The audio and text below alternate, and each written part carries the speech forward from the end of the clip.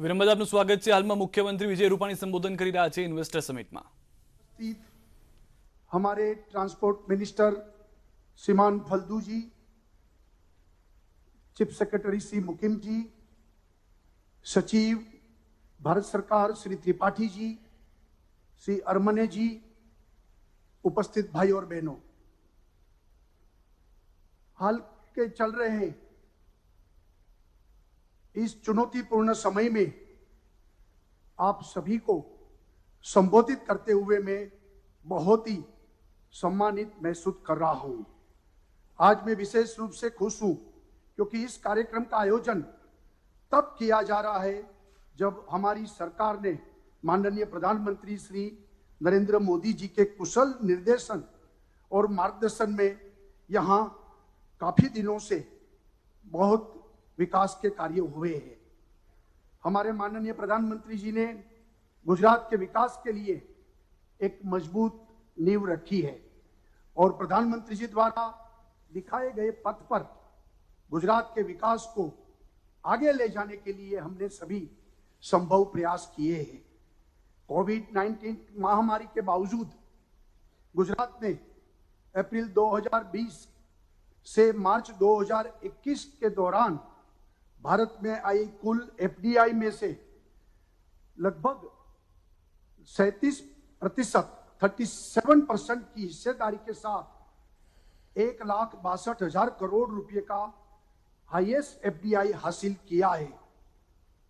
हमने अपने राज्य के निरंतर विकास और अपने नागरिकों के कल्याण के प्रति अपनी प्रतिबद्धता को दिखाते हुए काफी कार्यक्रमों का आयोजन किया था।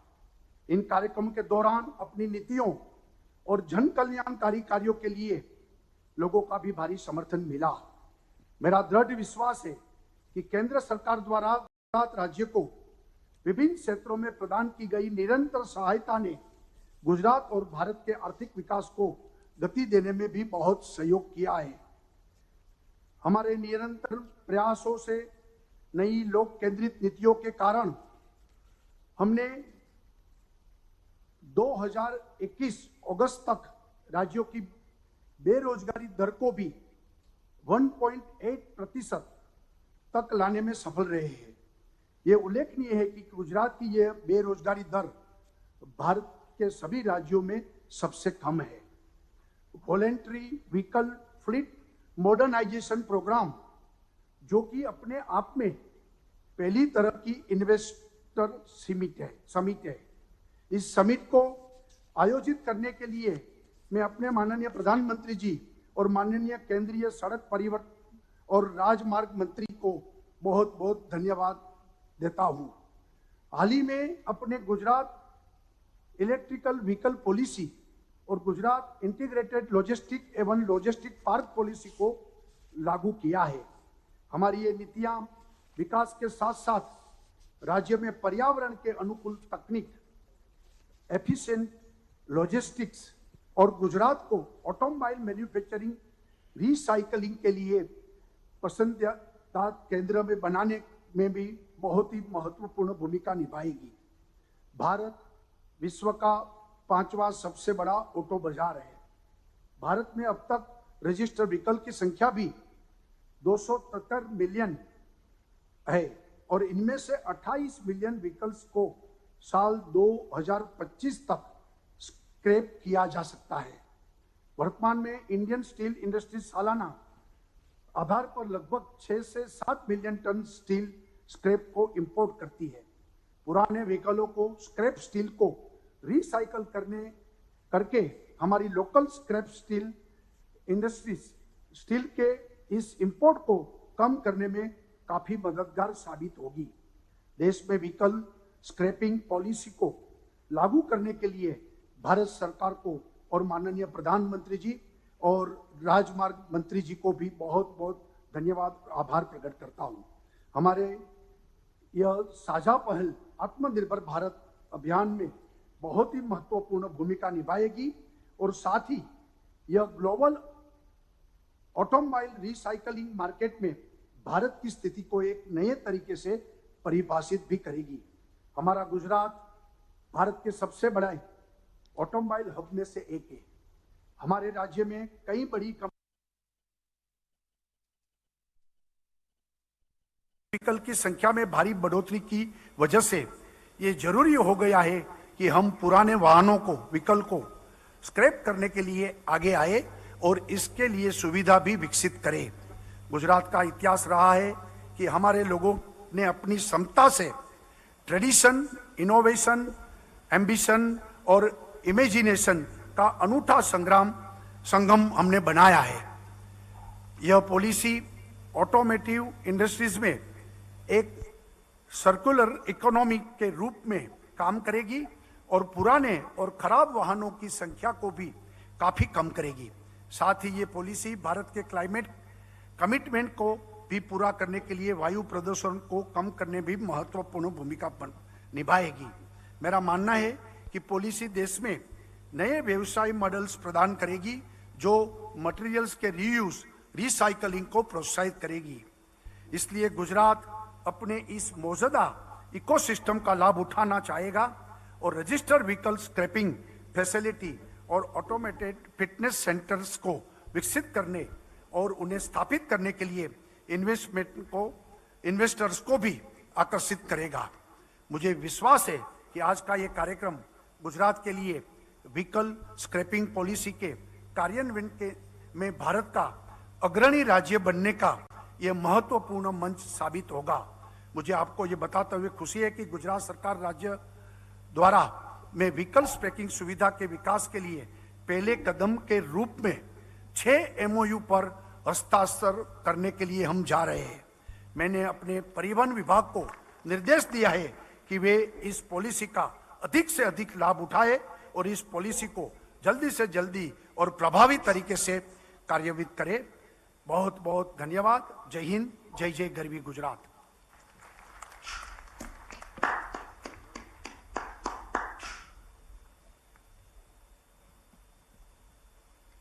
माननीय मुख्यमंत्री जी, आपके महत्वपूर्ण संबोधन के लिए आपका बहुत बहुत धन्यवाद।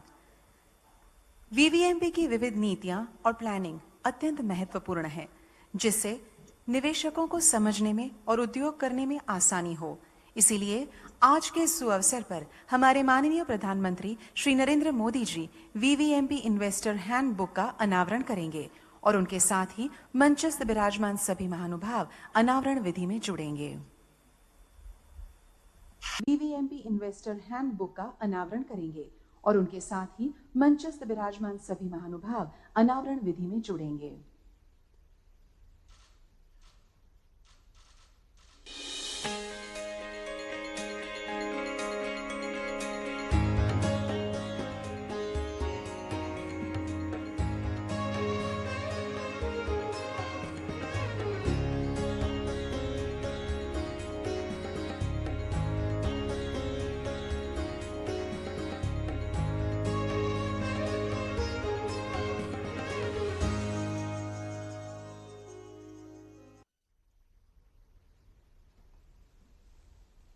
Thank you, Honorable Prime Minister, sir, and all the esteemed dignitaries for doing the honors. आज इस विशेष कार्यक्रम में इन्वेस्टर के साथ MOU साइनिंग भी होने जा रहा है। We are extremely pleased and privileged to have the MOU signing with investors in the august presence of Honorable Prime Minister Shri Narendra Modi, sir, and the galaxy of eminent honorable ministers from Government of India and Government of Gujarat. In this summit, there are total 7 agencies who are signing MOUs with the government. Out of 7, 6 are from Gujarat and 1 is from Assam. These MOUs are of great importance as they will generate employment, reduce old vehicles population, boost economy for new vehicles, and keep the roads and environment clean. For the first MOU, I will request Shri Sushant Nayak, Global Head, Government and Public Affairs, Tata Motors Limited, Ahmedabad, to kindly step on the dais. I request Shri M. K. Das, Additional Chief Secretary, to do the honors.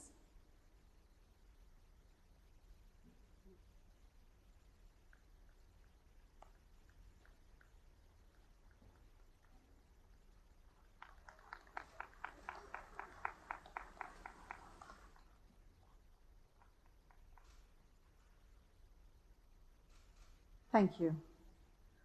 For the second MOU, I will request Shri Dharmendra Mishra, Director, CMR Kataria Recycling Private Limited, to kindly step on the dais. Shri M. K. Das will do the honors.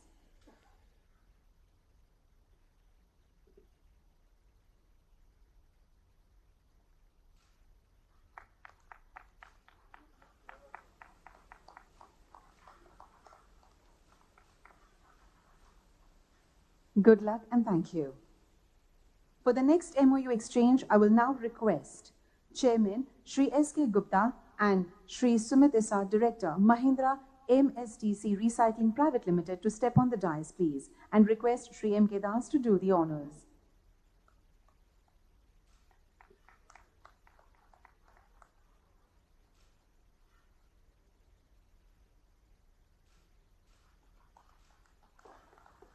Good luck and thank you. Now I humbly request Shri Mehul Patel, Director, Modest Infrastructure, to kindly step on the dais for the next MOU. I humbly request Shri M. K. Das sir to do the honors.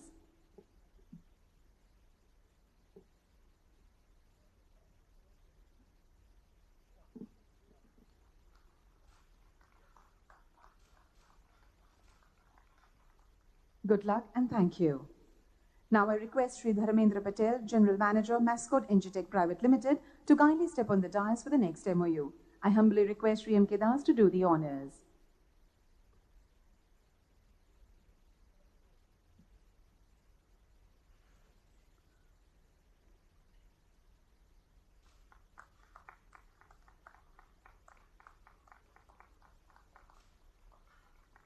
Good luck and thank you. Now I request Shri Tejas Shah, Mono Steel India Limited, to kindly step on the dais for the next MOU. I humbly request Shri M. K. Das to do the honors.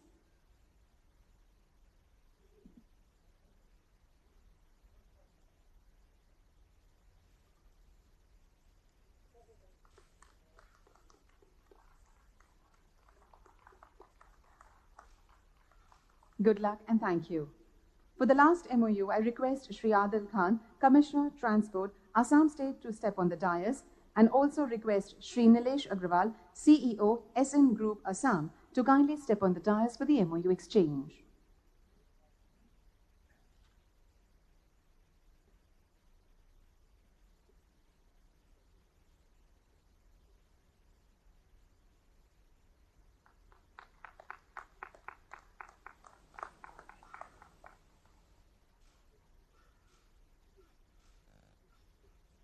Good luck and thank you. Congratulations and best wishes to all the investors of the MOU. आज के इस विशेष कार्यक्रम में virtual माध्यम से हमारे माननीय प्रधानमंत्री श्री नरेंद्र मोदी जी हमारे साथ उपस्थित हैं। अब वे यहां उपस्थित समग्र सभागण को इस विशेष अवसर पर संबोधित करेंगे।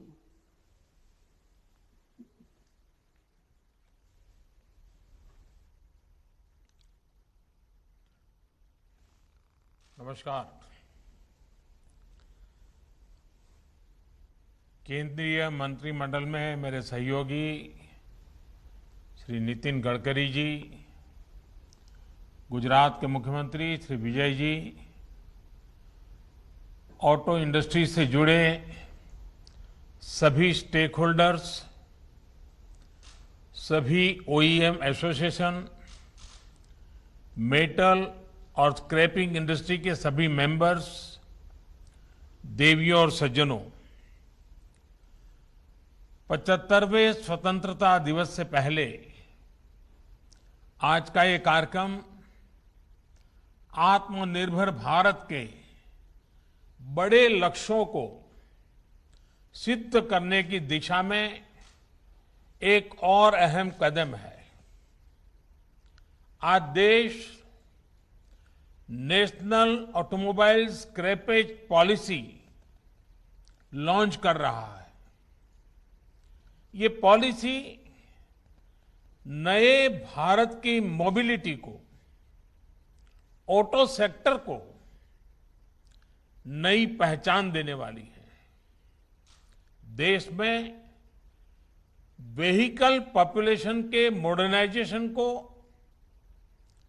अनफिट व्हीकल्स को एक साइंटिफिक मैनर में सड़कों से हटाने में ये पॉलिसी बहुत बड़ी भूमिका निभाएगी।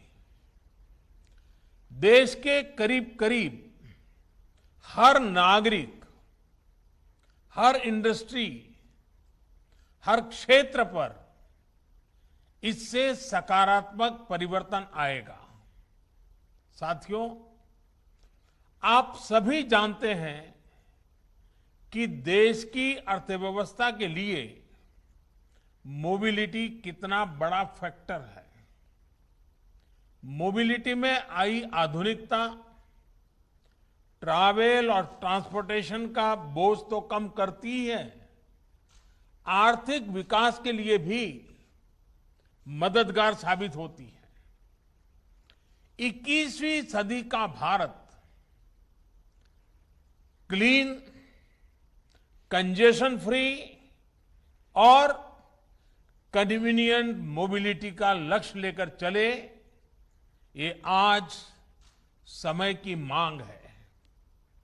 और इसलिए सरकार द्वारा आज का ये कदम उठाया गया है और इसमें इंडस्ट्री के आप सभी दिग्गजों की, आप सभी स्टेक होल्डर्स की बहुत बड़ी भूमिका है।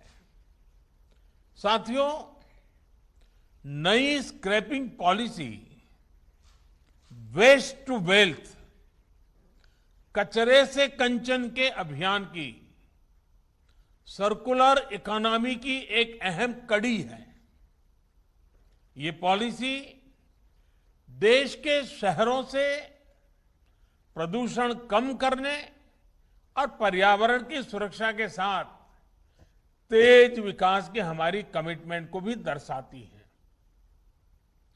रीयूज, रिसाइकल और रिकवरी के सिद्धांत पर चलते हुए ये पॉलिसी ऑटो सेक्टर में, मेटल सेक्टर में देश की आत्मनिर्भरता को भी नई ऊर्जा देगी।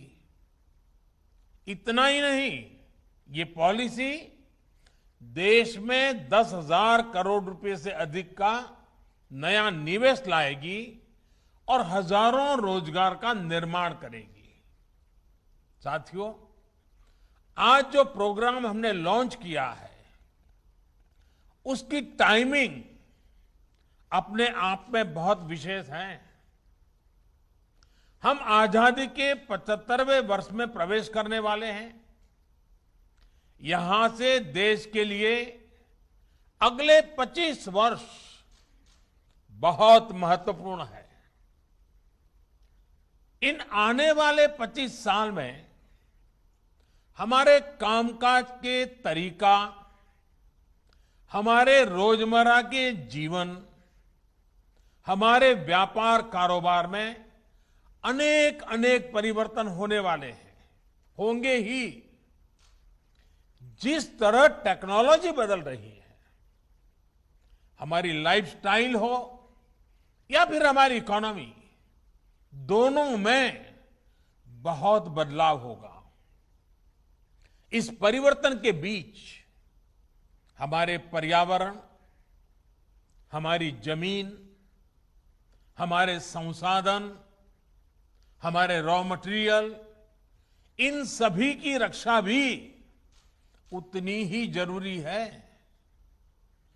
टेक्नोलॉजी को ड्राइव करने वाले रेयर अर्थ मेटल्स, जो आज ही रेयर है, लेकिन जो मेटल आज उपलब्ध हैं, वो भी कब रेयर हो जाएंगे, ये कहना मुश्किल है। भविष्य में हम टेक्नोलॉजी और इनोवेशन पर तो काम कर सकते हैं, लेकिन जो धरती माता से हमें संपदा मिलती है, वो हमारे हाथ में नहीं है। इसलिए आज एक तरफ भारत डीप ओशन मिशन के माध्यम से नई संभावनाओं को तलाश रहा है, तो वहीं सर्कुलर इकोनॉमी को भी प्रोत्साहित कर रहा है। कोशिश ये है कि विकास को हम सस्टेनेबल बनाएं, एनवायरमेंट फ्रेंडली बनाएं। क्लाइमेट चेंज की चुनौतियां हम आए दिन अनुभव कर रहे हैं। इसलिए भारत को अपने हित में, अपने नागरिकों के हित में बड़े कदम उठाने जरूरी हैं। इसी सोच के साथ बीते सालों में एनर्जी सेक्टर में अभूतपूर्व काम हुआ है। सोलर और विंड पावर हो या फिर बायोफ्यूल, आज भारत दुनिया में अग्रणी देशों में शामिल हो रहा है। वेस्ट टू वेल्थ का एक बहुत बड़ा अभियान चलाया जा रहा है।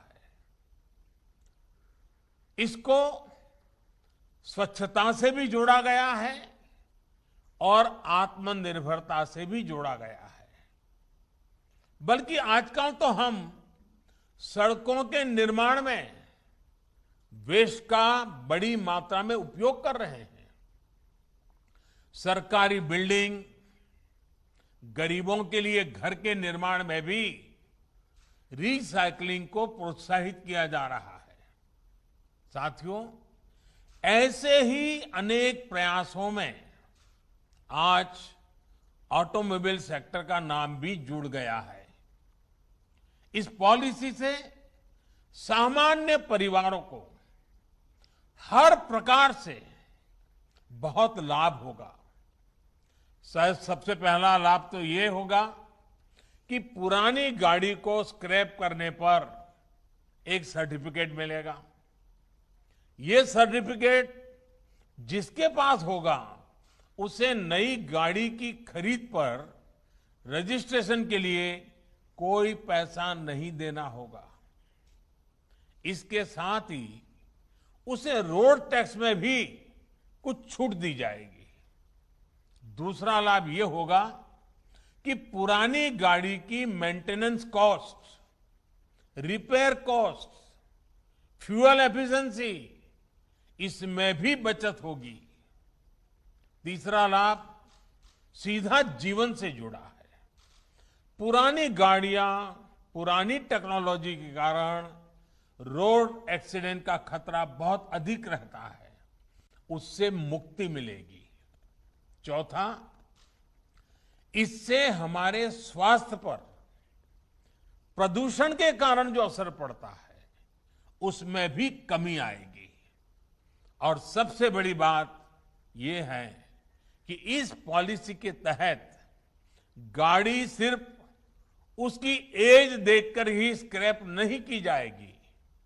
गाड़ियों का वैज्ञानिक तरीके से ऑथोराइज ऑटोमेटेड टेस्टिंग सेंटर्स पर फिटनेस टेस्ट होगा। अगर गाड़ी अनफिट होगी तो वैज्ञानिक तरीके से स्क्रैप किया जाएगा। इसके लिए देश भर में जो रजिस्टर्ड व्हीकल स्क्रैपिंग फैसिलिटीज बनाई जाएगी वो टेक्नोलॉजी ड्रिवन हो, ट्रांसपेरेंट हो, ये भी सुनिश्चित किया जाएगा। साथियों, फॉर्मल स्क्रैपिंग पर क्या लाभ होता है, गुजरात ने तो उसे साक्षात अनुभव किया है और अभी नितिन जी ने भी इसका वर्णन किया। गुजरात के अलंग को शिप रिसाइकलिंग हब के रूप में जाना जाता है। अलंग दुनिया की शिप रिसाइकलिंग इंडस्ट्री में अपनी हिस्सेदारी तेजी से बढ़ा रहा है। शिप रिसाइकलिंग के इस इंफ्रास्ट्रक्चर ने यहां रोजगार के हजारों नए अवसर तैयार किए हैं। इस पूरे क्षेत्र में इंफ्रास्ट्रक्चर भी है और कुशल स्किल्ड मैनपावर भी है।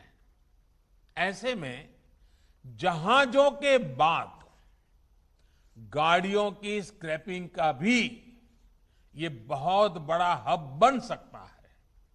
साथियों, स्क्रैपिंग पॉलिसी से पूरे देश में स्क्रैप से जुड़े सेक्टर को नई ऊर्जा मिलेगी, नई सुरक्षा मिलेगी। विशेष रूप से स्क्रैपिंग से जुड़े जो हमारे कामगार हैं, जो छोटे कारोबारी हैं, उनके जीवन में बहुत बड़ा बदलाव आएगा। इससे कामगारों को सुरक्षित माहौल मिलेगा, संगठित क्षेत्र के दूसरे कर्मचारियों जैसे लाभ भी उनको मिल पाएंगे। इतना ही नहीं, स्क्रैप का काम करने वाले छोटे कारोबारी ऑथोराइज्ड स्क्रैपिंग सेंटर्स के लिए कलेक्शन एजेंट्स का काम भी कर सकते हैं। साथियों, इस प्रोग्राम से ऑटो और मेटल इंडस्ट्री को बहुत बड़ा बूस्ट मिलेगा। बीते साल ही हमें लगभग 23,000 करोड़ रुपए का 23,000 करोड़ रुपए का स्क्रैप स्टील इंपोर्ट करना पड़ा है, क्योंकि भारत में जो अभी तक स्क्रैपिंग होती है वो प्रोडक्टिव नहीं है। एनर्जी रिकवरी ना के बराबर है। हाई स्ट्रेंथ स्टील एलॉय की पूरी वैल्यू नहीं निकल पाती और जो कीमती मेटल है उनकी रिकवरी भी नहीं हो पाती। अब जब एक साइंटिफिक टेक्नोलॉजी आधारित स्क्रैपिंग होगी तो हम रेयर अर्थ मेटल्स को भी रिकवर कर पाएंगे। साथियों, आत्मनिर्भर भारत को गति देने के लिए भारत में इंडस्ट्री को सस्टेनेबल और प्रोडक्टिव बनाने के लिए निरंतर कदम उठाए जा रहे हैं। हमारी ये पूरी कोशिश है कि ऑटो मैन्युफैक्चरिंग से जुड़ी वैल्यू चेन के लिए जितना संभव हो उतना कम हमें इंपोर्ट पर निर्भर रहना पड़े। लेकिन इसमें इंडस्ट्री को भी थोड़े एक्स्ट्रा एफर्ट्स की जरूरत है। आने वाले 25 साल के लिए आपके पास भी आत्मनिर्भर भारत का एक स्पष्ट रोडमैप होना चाहिए। देश अब क्लीन, कंजेशन फ्री और कन्वीनियंट मोबिलिटी की तरफ बढ़ रहा है। इसलिए पुरानी अप्रोच और पुरानी प्रैक्टिसेस को बदलना ही होगा। आज भारत सेफ्टी और क्वालिटी के हिसाब से ग्लोबल स्टैंडर्ड्स अपने नागरिकों को देने के लिए प्रतिबद्ध है। BS4 से BS6 की तरफ सीधे ट्रांजिशन के पीछे यही सोच है। साथियों, देश में ग्रीन और क्लीन मोबिलिटी के लिए सरकार रिसर्च से लेकर इंफ्रास्ट्रक्चर तक हर स्तर पर व्यापक काम कर रही है। इथेनॉल हो, हाइड्रोजन फ्यूल हो या फिर इलेक्ट्रिक मोबिलिटी, सरकार की इन प्राथमिकताओं के साथ इंडस्ट्री की सक्रिय भागीदारी बहुत जरूरी है। R&D से लेकर इंफ्रास्ट्रक्चर तक इंडस्ट्री को अपनी हिस्सेदारी बढ़ानी होगी। इसके लिए जो भी मदद आपको चाहिए वो सरकार देने के लिए तैयार है। यहां से हमें अपनी पार्टनरशिप को नए लेवल पर ले जाना है। मुझे विश्वास है कि ये नया प्रोग्राम देशवासियों में भी और ऑटो सेक्टर में भी एक नई ऊर्जा भरेगा, नई गति लाएगा और नए विश्वास का संचार भी करेगा। आज के इस महत्वपूर्ण अवसर को मैं नहीं मानता हूं कि उद्योग जगत के लोग जाने देंगे। मैं नहीं मानता हूं कि पुरानी गाड़ियों को ढोने वाले लोग इस अवसर को जाने देंगे। ये अपने आप में एक बहुत बड़ा परिवर्तन का विश्वास लेकर के आई हुई ये व्यवस्था है। आज गुजरात में इस कार्यक्रम को लॉन्च किया गया है, इस पॉलिसी को लॉन्च किया गया है। और गुजरात का तो वैसे भी और हमारे देश में भी सर्कुलर इकोनॉमी शब्द नया आया होगा, लेकिन हम लोग तो जानते हैं कि अगर कपड़े पुराने होते हैं तो हमारे घरों में दादी माँ उसमें से ओढ़ने के लिए रजाई बना देती हैं, फिर रजाई भी पूरी हो जाती है, पुरानी हो जाती है, तो उसको भी फाड़ तोड़ करके कचरा पोता के लिए उसका उपयोग करते हैं।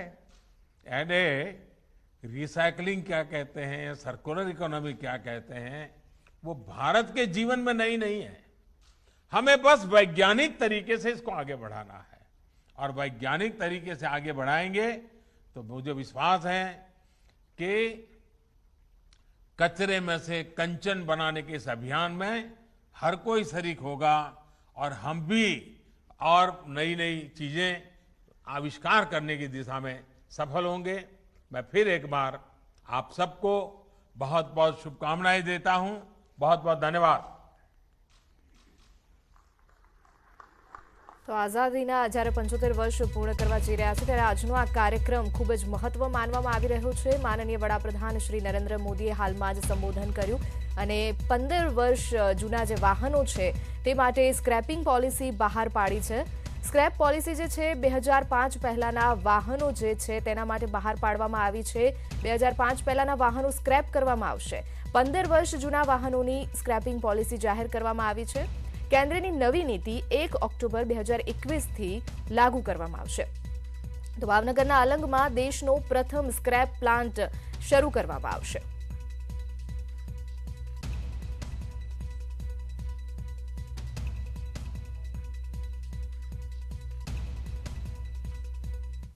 તો બુલેટિનમાં અત્યારે બસ આટલું જ। વધુ સમાચાર માટે આપ જોતા રહો ન્યૂઝ 18 ગુજરાતી। નમસ્કાર। न्यूज हेडलाइन प्रायोजक पेट सफा आयुर्वेदिक चूर्ण। पेट सफा हर रोग